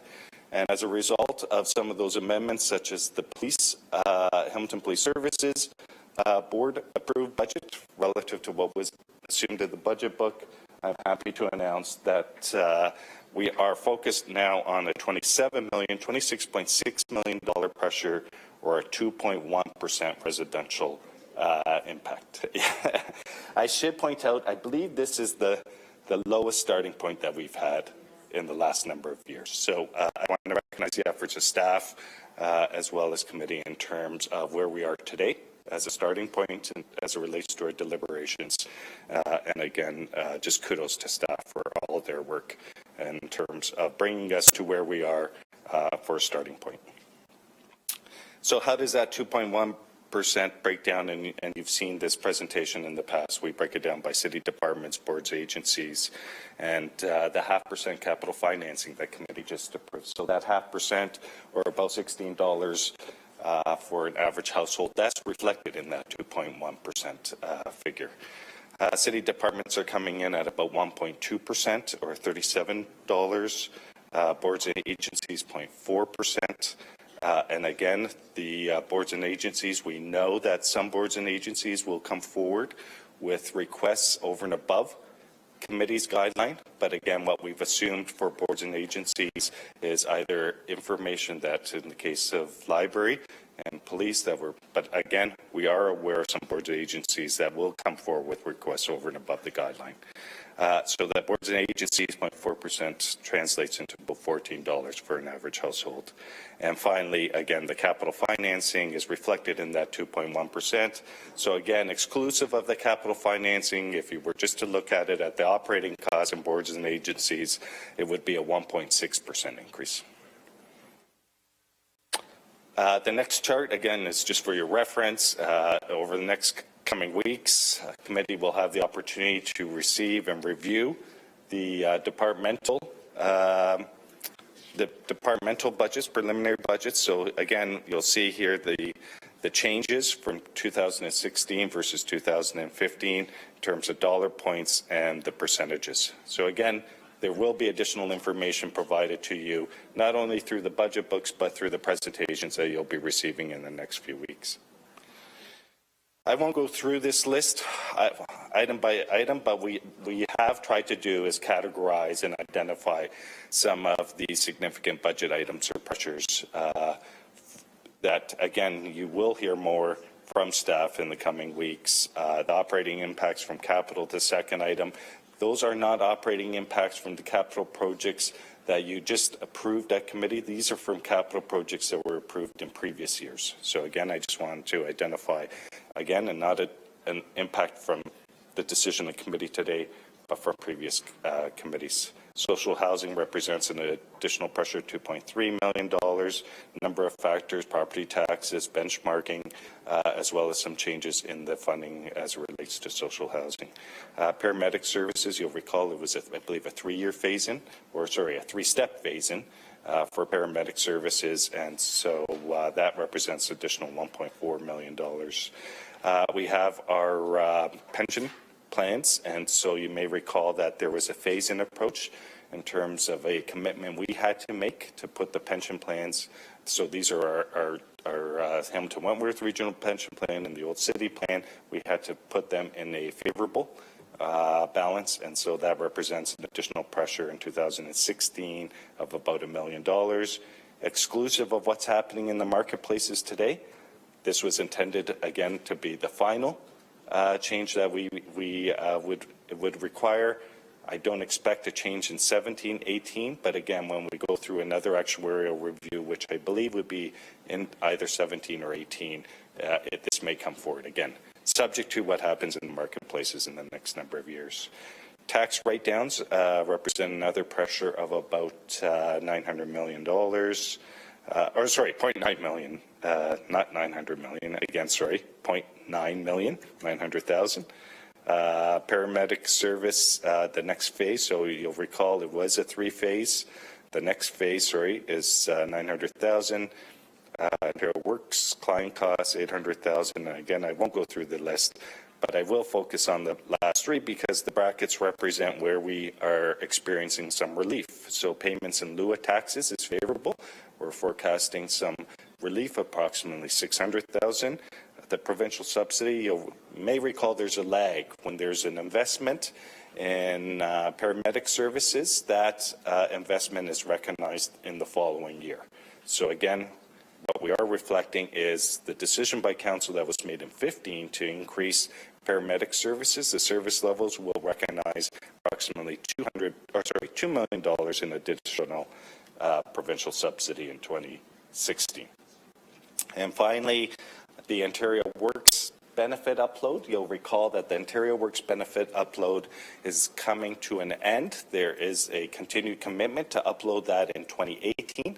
And so for 2016, the benefit is approximately $3.4 million in tax relief in 2016. In terms of, so coming back, just in terms of, so where we stand today, approximately $26.6 million in pressures. And if you look at the various cost categories, approximately 16 million of that is related to employee-related costs. And again, there is additional information in the budget documents, but those employee-related costs, we've tried to break them down by the various categories. COLA and our collective bargaining settlements represent 6.4 million.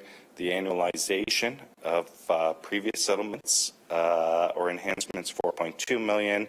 OMERS, while there's not an increase in the OMERS rate for 2016, is whenever there is a collective bargaining settlement that increases the salary, that will be reflected in OMERS pressure, because OMERS is simply a percentage of salary. So as salary goes up, the OMERS contribution increases. Merit step increases, so we tried to break down the merit step increases from collective bargaining and COLA, additional 1.1 million. I mentioned previously the pension commitment, and then finally the benefits, the government employer, retiree benefits, and other.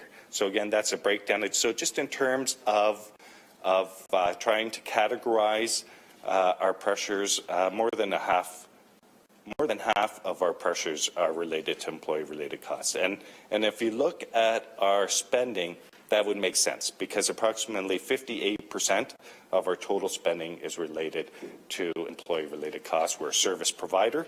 We rely on staff to provide service. And so, again, this does not stand out in terms of as being different than what other municipalities may be experiencing, nor is it different from what we would have experienced. Again, the message being is, while there has been some effort to mitigate costs as it relates to employee-related costs, we are not assuming any reduction in programs or services or service levels. Again, as it relates to our boards and agencies, Hamilton Police Services Board approved a increase, I believe it was 2.79%. We're showing it here as 2.8% or 4.2 million. Library, 1% represents about 300,000, and you'll see the breakdown of the other boards, agencies, and again, that capital financing again is reported in this table here. So again, boards, agencies, capital financing represent approximately $8.5 million or 2.8%.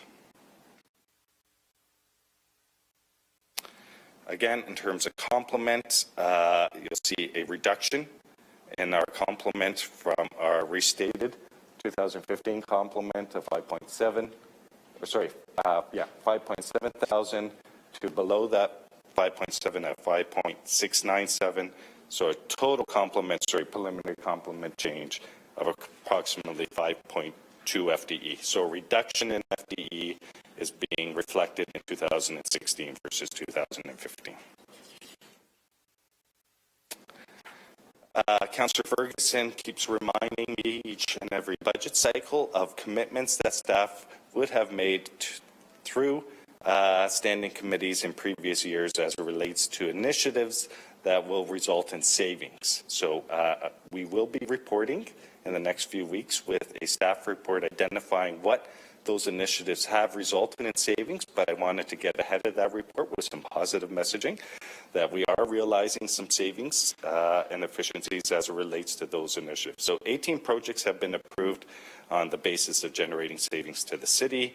Those 18 projects represent investments approximately $24 million. So we had to invest approximately $24 million into those 18 projects. $13.1 million has been paid back, and the balance will be paid back within the next 5 years. We expect annual savings of approximately $5.2 million, $4.3 million of which are operating savings, and $0.9 million are direct contributions to reserve. So again, in terms of that theme around financial sustainability, whereby we're reinvesting in terms of the sustainability of those programs through reserve contributions. So the full report is coming in February 12th. I just wanted to get ahead of Councillor Ferguson raising this question before I finish my presentation today. So in terms of just graphically, in terms of those savings is, you can see here what we've tried to do is a stacking bar showing the savings in the operating budget to date. So again, these are reflected in the budget documents, reducing the tax impact to residences of approximately $1.6 million, the energy retrofit program, our HEC-5 savings, and traffic signal LED replacement. Again, you'll receive a full report in February with details. Beyond those initiatives that are reducing the tax impact, again, financial sustainability, there are initiatives that are going to reserve to help sustain those programs. So the one being the Macassa Lodge Water Conservation Program. So again, stay tuned, additional information in February, but again, some positive outcomes in terms of those commitments made by staff to council, 18 projects, $24 million in investments, 13.1 million of which have already been paid back, and we expect the balance to be paid back within the next 5 years, and we're already at about $1.6 million in improving our contribution to reserves for our program. So positive outcomes. So there are a number of referred items. You'll see 17 referred items in total as part of the budget documents. 15 items of which represent about $7.5 million in gross funding, $7.4 million in net, and represent approximately an additional 5.12 FTEs. If all 17 were to be approved, that would represent an additional 1% in tax impacts. 2 items within the 2016 impacts are identified as to be determined. So again, the referred items, I should point out, is they're captured and reported as referred items. These are items that went to either GIC or standing committee that were referred by council to the 2016 budget process, with the exception of 2. So again, unlike last year, where there were a number of enhancement requests, what you see before you in terms of the budget documents are items that committee have referred to the budget process, with the exception of 2. So some of the referred items, and again, just a brief summary of those referred items, are AODA commitment as it relates to transit represents about $2.2 million. Parking bylaw services, the variance reduction strategy that was put forward by staff in 2015, and that has been amended